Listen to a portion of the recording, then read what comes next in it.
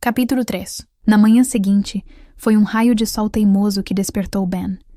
Ele se infiltrou por uma fresta na cortina empoeirada do vagão e pousou diretamente em seu rosto, uma carícia dourada e insistente. Ben abriu os olhos devagar. O vagão estava silencioso, exceto pelo familiar crepitar da lareira, que ainda ardia suavemente no canto. Mas havia algo novo no ar. O cheiro de café fresco, forte, invadindo suas narinas com a mesma delicadeza de um sussurro matinal. Por um instante, a confusão o dominou. Estaria ainda sonhando? Na noite anterior, fora o aroma da sopa que o arrancara do torpor. Agora, era café. Havia algo de extraordinário, quase sobrenatural, naquela sucessão silenciosa de pequenos confortos que a vida parecia ter esquecido de lhe oferecer. Deitado ali, envolto no calor do cobertor e sem a menor pressa de se levantar, uma pergunta absurda e serena atravessou sua mente. Será que eu morri e estou no paraíso? A ideia era tão ridícula que quase o fez rir, mas a sensação de paz era tão real, tão palpável. Imediatamente, como se movido por um impulso que não vinha dele, sentou-se na poltrona e, num salto, levantou-se, tomado por uma curiosidade infantil e pelo calor daquela estranha e inesperada tranquilidade. Foi então que viu, sobre a pequena mesa de madeira lustrosa, que na noite anterior estivera vazia, havia agora uma caneca fumegante de café com leite, e sob ela, um pedaço de papel amarelado, rabiscado com letras elegantes e firmes. Volto logo, filho. Beba o café com leite. Filho. A palavra ecoou dentro dele como um trovão suave, e antes que pudesse impedi-las, as lágrimas já brotavam de seus olhos. Não eram de tristeza, eram de algo mais profundo. Uma onda cálida de humanidade. Uma emoção crua, há muito engasgada que agora ameaçava transbordar. Engoliu o nó na garganta com dificuldade. Sentou-se à mesa devagar e, antes de tocar na caneca, inclinou a cabeça e murmurou uma breve oração de gratidão. Pelas mãos que haviam preparado aquele café, pela bebida quente que o aguardava com paciência e pela simples, porém milagrosa, oportunidade de não estar sozinho. Levantou a caneca com ambas as mãos, como se segurasse algo sagrado, e bebeu devagar. O café com leite estava doce, quente, reconfortante. Cada gole parecia dissolver um fragmento de dor antiga, enquanto seus olhos passeavam pelos detalhes do vagão à luz do dia. As madeiras nobres, os veludos gastos, as ferragens de bronze manchadas pelo tempo. Tudo ali contava histórias, vestígios flutuantes de um passado aristocrático, agora convertidos em abrigo para uma vida que ele mal começava a compreender, e para a sua própria, até então tão carente de qualquer traço de beleza ou pertencimento. Foi então que ouviu passos, o som arrastado de sapatos sobre pedregulhos, aquele tipo de cascalho que cobria as ruas da vila como um asfalto improvisado, barulhento, irregular, um atrito ritmado, lento, se aproximando da porta do vagão. Logo, a silhueta de Levi surgiu na entrada, recortada contra o brilho do sol da manhã. Carregava uma vasilha de barro coberta por um guardanapo de tecido, e outra menor, com leite fresco ainda morno. Shalom, shalom, Ben, como passou a noite?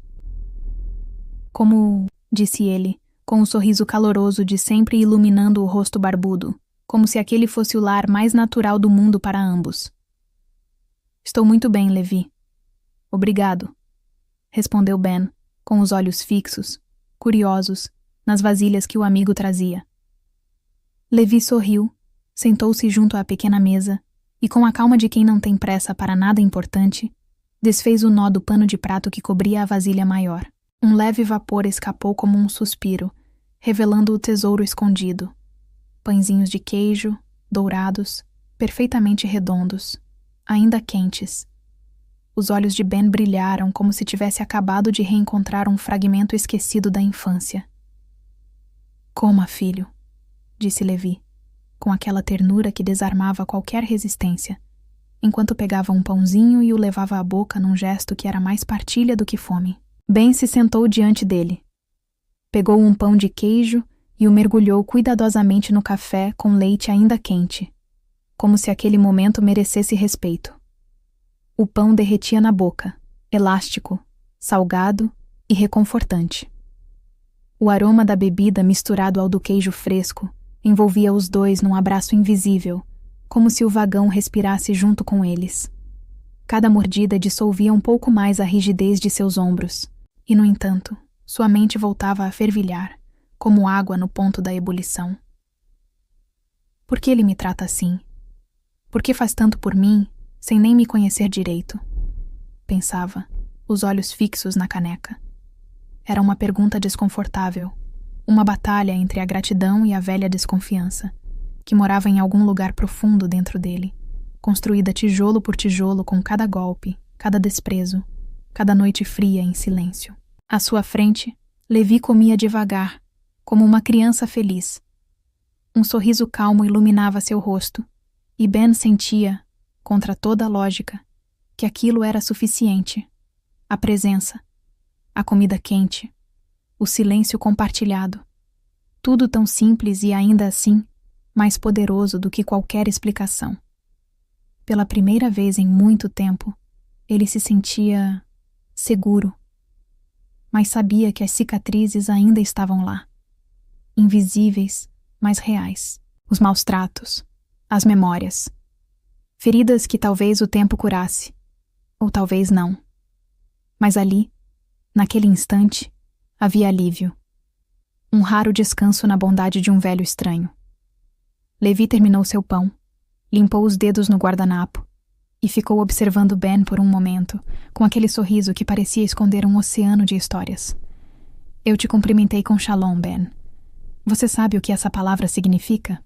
Perguntou com voz serena, mas olhos atentos, como um professor disposto a ouvir mais do que ensinar. Ben balançou a cabeça, os lábios ainda ocupados com o último pedaço do pão. Não sei, murmurou, enquanto mastigava devagar. Levi recostou-se levemente, como quem se prepara para revelar um segredo antigo. Shalom, disse ele, com a voz calma como um riacho ao amanhecer. É uma palavra muito antiga, vem do hebraico.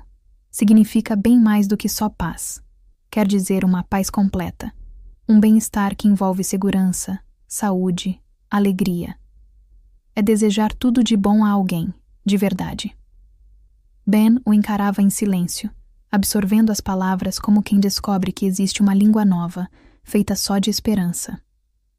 Você conhece as Sagradas Escrituras, Ben? Já ouviu falar dela? Ben suspirou, passou a mão pela boca, num gesto lento, como se quisesse limpar não só as migalhas do pão, mas também as lembranças que a palavra Escrituras Sagradas lhe trazia. Lembranças ásperas, desconfortáveis, que pareciam grudadas à pele. Na sua mente, surgiu a imagem da companheira de seu antigo tutor. Ela insistia para que ele lesse as escrituras sagradas em voz alta, mesmo quando ele já sabia os trechos de cor. Mas não bastava entender. Era preciso entender do jeito dela. As palavras sagradas viravam correntes, moldadas para servirem aos seus caprichos. Aquela mulher não usava as escrituras para iluminar. Ela as torcia para controlar. Um livro que deveria libertar em suas mãos se tornava cela. Tenho dificuldade com o jeito que as pessoas enxergam as coisas, disse ele, com a voz baixa, como quem confessa uma falha que não pode consertar. Levi inclinou-se um pouco, os olhos azuis atentos, firmes, mas sem julgamento. Que tipo de dificuldade? Perguntou como quem realmente queria ouvir. Ben hesitou. As palavras vieram aos tropeços, como se tivessem que atravessar uma ponte instável. Eu não entendo como as pessoas separam a antiga e a nova aliança, Levi. Para mim, uma completa a outra, as palavras se encaixam de um jeito que ninguém mais parece ver. E quando tento mostrar isso, eles me chamam de esquisito. Ou de burro. A testa de Levi se franziu com sutileza. Uma sombra de indignação dançou por trás de sua serenidade, como um trovão distante. Você não é burro, Ben. Sua voz saiu firme, sem hesitação. Quem diz isso é que tem a mente pequena, e o coração mais ainda. Nunca deixe que alguém, especialmente alguém que não conhece sua história, diga quem você é. Está me ouvindo? Ele fez uma pausa, como se ponderasse cada palavra. E não precisa se explicar agora se não quiser. A gente pode conversar sobre isso aos poucos. O resto daquele dia deslizou numa correnteza estranha, sem pressa. Ora sentados nos degraus do pequeno alpendre improvisado do vagão, observando a neblina brincar de esconde-esconde com as árvores, ora aconchegados perto da lareira enquanto a tarde esfriava, Ben e Levi conversaram por horas a fio. Foi então que, de repente, vindo do patamar 5, grave e solene, o sino do grande relógio da estação soou. Uma badalada, depois outra. Rompendo o silêncio da tarde com uma vibração que pareceu percorrer o próprio ar, como um chamado antigo que finalmente encontrava eco. Levi deu um sobressalto, erguendo a cabeça rapidamente, um sorriso de pura surpresa iluminando seu rosto. Ora, mas não é possível. O velho relógio voltou a tocar o sino, exclamou ele, e havia um brilho divertido e curioso em seus olhos. Ele olhou de lado para Ben. Acho que ele estava esperando por você, Ben. Só pode ser. Ben engoliu em seco, e algo em seu estômago deu uma cambalhota desconfortável. Baixou os olhos para a caneca de metal entre as mãos, girando-a nervosamente, como se quisesse encontrar no fundo dela alguma explicação plausível para o que estava prestes a dizer. Sua voz saiu baixa, quase uma confissão. É que... Bom, eu meio que... Consertei ele ontem. O silêncio pairou por um segundo. Levi piscou, franzindo o senho como quem tenta encaixar uma peça fora do lugar. Depois, como se a imagem se completasse de repente, soltou uma risada leve, meio engasgada, carregada de um divertimento surpreso. Você... O quê? Consertou o Big Ben de Paranapiacaba? Assim, no improviso, como quem troca uma lâmpada? Ben encolheu os ombros, o rosto esquentando. Não sabia se devia se envergonhar ou rir junto. Sabe, Levi, é complicado. Eu tenho esse... dom. Ou maldição. Depende do dia. De consertar coisas. Sempre foi assim, desde que me entendo por gente. É mais forte do que eu. E te digo com toda a sinceridade. Ele hesitou, o olhar fixo na caneca. Mas resolveu ir até o fim. Se eu colocar a mão em alguma coisa quebrada e não conseguir consertar, aí pode ter certeza. Ninguém mais conserta. Levi assoviou baixinho, balançando a cabeça, com os olhos arregalados de uma admiração quase divertida. Quanta presunção, rapaz! Você não existe! Ben virou-se devagar, com um meio sorriso desafiador e olhos semicerrados, como se aceitasse a provocação com prazer. Não é presunção, Levi. É sério. Quando eu mexo numa coisa e não dou jeito, é fim de linha pra ela. Uma peça some, outra quebra, sei lá. O fato é que se eu não arrumo na hora, ninguém mais arruma. Vira sucata. Parece que o objeto se entrega.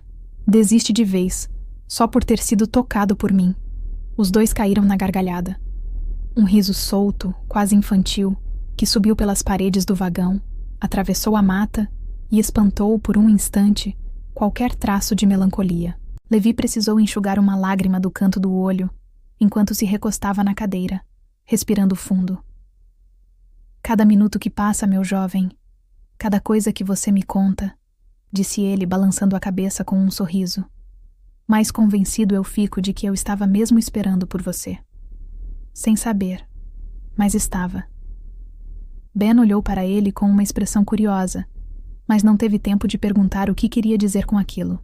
Levi já se endireitava na cadeira, batendo as mãos nos joelhos com uma energia repentina. São 5 horas, Ben, disse, com um brilho novo no olhar. Já está quase na hora. Hoje vamos fazer algo especial, algo importante. Ben ergueu uma sobrancelha intrigado. Importante como? Vamos subir para a Vila Alta de Paranapiacaba. Ben congelou. Subir para a parte principal da vila? A ideia de encontrar outras pessoas, de ser visto, reconhecido, fez seu peito apertar. A tranquilidade da manhã se dissolveu num segundo. Mas... não é perigoso? Perguntou, a voz mais alta do que gostaria, traindo o medo que tentava esconder. E se alguém me encontrar? Me reconhecer? Levi se aproximou devagar, a expressão firme como uma rocha. A mão repousou com gentileza no ombro de Ben, e os olhos, aqueles olhos estranhamente confiáveis, fixaram-se nos dele com uma calma que quase doía de tão serena. Não se preocupe. Não haverá perigo algum. Fez uma pausa, e sua voz desceu para um tom quase solene. Você tem a minha palavra, minha...